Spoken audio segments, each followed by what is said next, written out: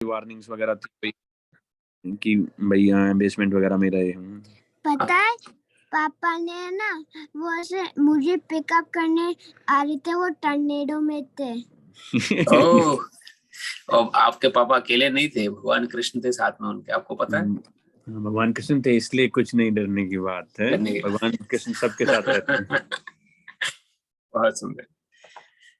चलिए आराम करते हैं कथा को। तो हम लोग आप सभी जैसे रेगुलर हैं अभी, तो जानते हैं कि किस प्रकार से हम 5वें अध्याय में पदार्पण हो चुका है और एक अध्याय और बाकी है प्रथम 6 खंडों को पूरा करने के लिए।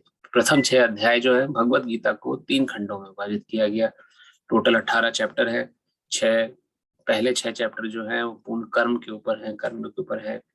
आखिरी के 6 चैप्टर जो है पूरा ज्ञान भगवान ने दिया, और मध्यम 6 जो है वो कोर है, भक्ति योग जिसे कहा जाता है। मतलब एक तरीके से भगवान की शुद्ध प्रेमा भक्ति कैसे प्राप्त करी जा सकती है। Just like sandwich between, sandwich के बीच में मेन मसाला ब्रेड के बीच में होता है, उसी प्रकार हमारे जो पहले 6 अध्याय हैं वो खत्म होने में अब खाली एक ही चैप्टर बाकी है, 5वें तो 6ठा अध्याय। और उसके बाद हम 7वें से लेके 12वां चैप्टर जो है वो पूर्ण भगवान ने अपना दिव्य ज्ञान प्रदान किया है, और किस प्रकार से भगवान को प्राप्त किया जाए और कैसे उनको हम अपने जीवन में प्रैक्टिकली अनुभव कर सकते हैं, उसका उन्होंने वहां पे दिया है। तो बहुत ही इंटरेस्टिंग सेक्शन है। तो कुछ भी पढ़ने से पहले एक माला जप भगवान के नाम की आप सभी कृपा करके अपनी माला थैली ले लें, जिससे कि हम एक माला जप कर सकें और अपने चित्त को शुद्ध कर सकें, और जो कथा है हमारे मन में, अंतःकरण में निवास कर सके। जिनके पास माला थैली नहीं है वो हाथ पे कर सकते हैं, जिनके पास है वो अपनी माला थैली जप करें। अगर आपके पास माला थैली नहीं है तो आप हमें बता सकते हैं, हमारे गिफ्ट शॉप में मंदिर में माला थैली है और काफी अच्छी क्वालिटी की है। अगर आप लेना चाहें तो आप you can tell me, I can get it. Every Saturday मैं मंदिर जाता हूँ, तो कुछ अगर आपको मंदिर से रिलेटेड, कुछ अगर आपको गिफ्ट शॉप से रिलेटेड कुछ अगर आपको चीज है चाहिए तो आप बता सकते हैं, आई कैन ब्रिंग इट। तो हम लोग प्रारंभ करते हैं। नमा ओम विष्णु पदाय कृष्ण पृष्ठाय भूतले श्रीमते नवयोगेन्द्र स्वामिनीत नामिने नमस्ते प्रभुपाद देवे नाम संकीर्तन प्रचारणे निर्विशेष शून्यवादी समजदेस्तारिणे नमः विष्णु पदाय कृष्ण पृष्ठाय भूतले श्रीमते भक्ति वेदांत स्वामिनीति नामिने नमस्ते सरस्वती देवे गौरवाणी प्रचारणे निर्विशेष शून्यवादी पाश्चात्य देश तारिणे। जय श्री कृष्ण चैतन्य प्रभु नित्यानंद श्री अद्वैत गदाधर श्रीवासादि गौर भक्त वृंद। हरे कृष्ण कृष्ण कृष्ण हरे हरे, हरे राम राम राम हरे हरे, हरे कृष्ण हरे कृष्ण कृष्ण कृष्ण हरे हरे, हरे राम राम हरे हरे, हरे कृष्ण कृष्ण कृष्ण हरे हरे, हरे राम राम हरे हरे, हरे कृष्ण कृष्ण कृष्ण हरे हरे, हरे राम हरे हरे, हरे कृष्ण कृष्ण कृष्ण हरे हरे, हरे राम राम हरे हरे, हरे कृष्ण कृष्ण कृष्ण हरे हरे, हरे राम राम हरे हरे, हरे कृष्ण कृष्ण कृष्ण हरे राम हरे हरे, हरे कृष्ण कृष्ण कृष्ण हरे हरे राम हरे हरे, हरे कृष्ण कृष्ण कृष्ण